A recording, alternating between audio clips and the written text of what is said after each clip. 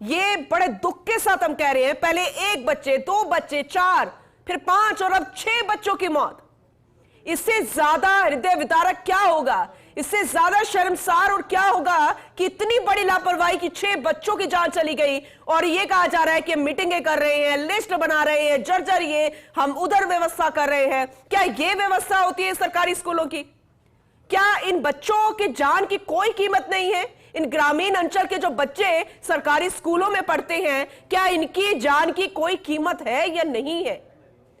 ये प्रदेश की जनता जो देख रही है वो डर रही है।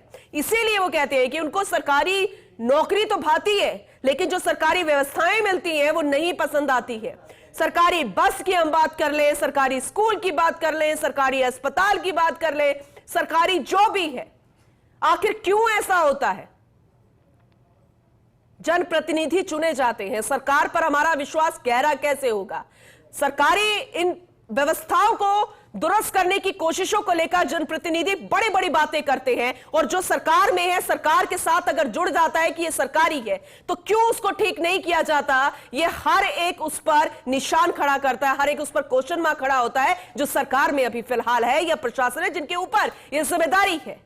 ये बहुत बड़ा सवाल जिसे फर्स्ट इंडिया न्यूज पूछ रहा है कि क्या इसकी कोई जिम्मेदारी लेगा? 6 बच्चों की मौत हो गई है, इनका क्या कसूर था, क्या गलती थी? और ऐसे में क्या कोई गारंटी लेता है कि प्रदेश में जितने सरकारी स्कूल चल रहे हैं, इन ग्रामीण अंचलों में चल रहे हैं जहां पर शायद कोई जनप्रतिनिधि कभी गया भी नहीं होगा, कभी भूले बिसरे झंडारोहण के लिए 26 जनवरी 15 अगस्त को चला भी गया होगा तो उसने बिल्डिंग्स नहीं देखी होगी, क्या गारंटी है कि वहां पर इस तरह का घटनाक्रम नहीं होगा? क्या इस बात की कोई जिम्मेदारी लेता है कि भविष्य में कोई बिल्डिंग्स ऐसे भरभरा के नहीं गिरेगी? क्योंकि हमारे दिमाग में तो अब बैठ गया है, आम जनता यही कहती है कि सरकारी व्यवस्था ऐसे ही होती है, सरकारी स्कूल शायद ऐसे ही होते हैं और इसीलिए अब धीरे धीरे जो आंकड़ा है बच्चों का पढ़ाई का सरकारी स्कूलों में वो फिर से कम होने लगा है। बच्चे पढ़ना चाहते हैं, पेरेंट्स बच्चों को पढ़ाना चाहते हैं, गरीबी और बहुत सारे तमाम ऐसे कारण सामने आते हैं, मजबूरी में भी उनको सरकारी स्कूल भेजना पड़ता है। लेकिन फिर जो घटना फिर से हुई है, क्या ये पेरेंट्स, यहां के अंचल के पेरेंट्स, क्या फिर से बच्चों को स्कूल भेजने की जहमत उठा पाएंगे? किस विश्वास के साथ, किस जिम्मेदारी के साथ, किस उस उम्मीद के साथ? ये वाकई में बहुत बड़ा विषय है, गंभीर विषय है। राजनीति नहीं होनी चाहिए, चाहे वो विपक्ष हो या सत्ता पक्ष हो, क्योंकि आम जनता की कीमत, उनकी जान की कीमत जो होती है, अगर वो कोई समझ जाए तो शायद आने वाले समय में, भविष्य में इस तरह की चूक कभी ना होगी, इस तरह की लापरवाही कभी ना होगी। शिक्षा तंत्र जो है सिर्फ बड़े बड़े वादों से, बातों से नहीं चलता है, ऐसे मजबूत नहीं होता है। शिक्षा तंत्र इससे मजबूत नहीं होता कि उसको इंग्लिश आती है, हिंदी आती है। बहुत बड़े सवाल खड़े हो रहे हैं। ओवरऑल अभी करंट अपडेट हम लेंगे, हमारे सहयोगी आरिफ मंसूरी मौके पर मौजूद है, उनसे ज्यादा जानकारी लेते हैं। आरिफ, अपडेट कीजिएगा। देखिए पूनम, धराड़ मनोरमा में जो दर्दनाक हादसा हुआ इसका पूरे जिले भर में चर्चा है। लेकिन है तो दर्दनाक हादसा उसका जिम्मेदार कौन है, इसके जिम्मेदार लेने वाला अभी तक कोई नहीं।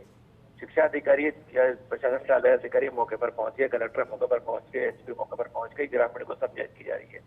ग्रामीणों में काफी आक्रोश है। घटना की जानकारी मिलने के बाद बड़ी संख्या में ग्रामीण पहुंच गए और जो है अकलेरा मनोर थाना मार्ग है कूदरी चौराया उसको जाम कर दिया है। लगातार दोषी पर कार्रवाई करने की मांग कर रहे हैं।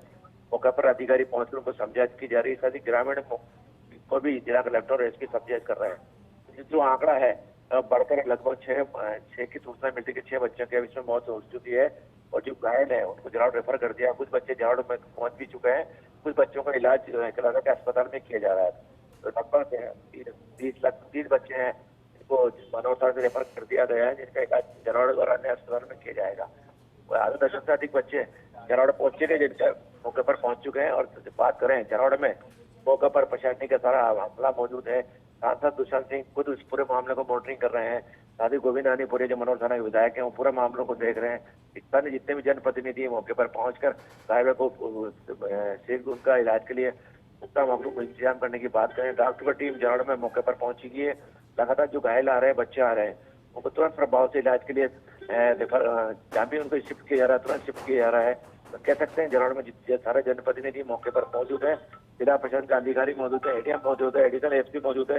सारा तमाम मामला है मौके पर मौजूद है, घायलों का इलाज करने के लिए पुख्ता महकूम इंतजाम किया जा रहा है। पूरे मामले को लेकर बात करें, साथ साथ दुष्यंत सिंह पूर्व सीएम वसुंधरा राजे भी मामले पर नजर बनाए और जिला कलेक्टर और अधिकारियों को निर्देश दिए हैं कि जितने भी घायल है तो तुरंत प्रभाव से माकूल इंतजाम करें इलाज के लिए। आरिफ, अभी एडीएम से बात हुई थी अभिषेक चारण से, कह रहे थे कि कुछ व्यवस्थाएं की गई थी यहाँ पर। स्कूल में पुरानी बिल्डिंग थी, हमने इसको देखा था, हमारी मीटिंगों में इनको लेकर बातें होती हैं, तो क्या व्यवस्था की थी? अगर ऐसे ही घटना हो गई है, 6 बच्चों की मौत यूं ही तो नहीं हो गई है, क्या व्यवस्थाएं की थी? अगर इसे लेकर कोई जानकारी मिल पाए तो।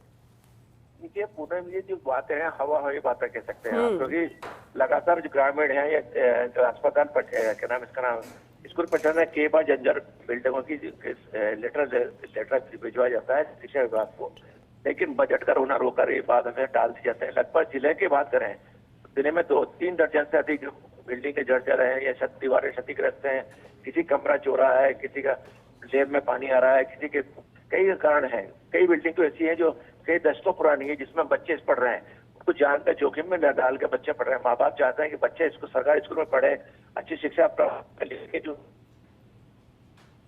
ताकि कई बच्चे का हादसा का शिकार न हुए।